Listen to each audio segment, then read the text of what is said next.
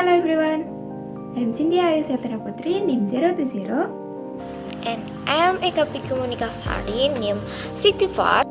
We are students at Diponegoro University majoring in Logistic Management and Administration.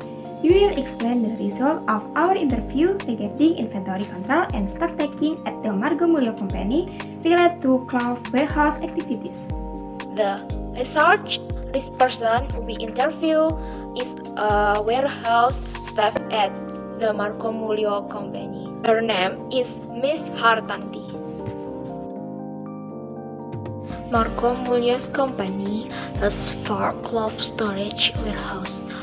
Our research person, Miss Hartanti, has been working as warehouse staff for 26 years in carrying out inventory control and stock taking in the warehouse. The staff at Margomulyo's company has several subordinates to help with the work. When there was loading and unloading, the subordinates were asked to carry sacks and cloths by the staff. After that, the cloths will be weighed, bulked, and samples are taken to see whether they meet in the criteria or not. If the cloths received are inappropriate, then the cloth company will be returned to supplier if the cloths reserved are still wet. Then, after the checking process, the cloths will be dried in sun for a few days to dry. This is drying process usually take 3 days or depending on the weather. After the cloths are dry, the subordinates will be asked to put the cloths in a sack and weigh them before putting them in the warehouse. Ms. Hartanti is explained that when the inventory in the warehouse was running low and was about to run out, the staff will collect data, search for raw materials, and make purchase. The way for employees to maintain stock availability in the warehouse is to take into account the entry and exit of goods. The calculation is done by the staff to find out how much stock is still available in the warehouse. The staff must be able to estimate and take steps to secure the availability of goods in the warehouse so as not to run out of stock.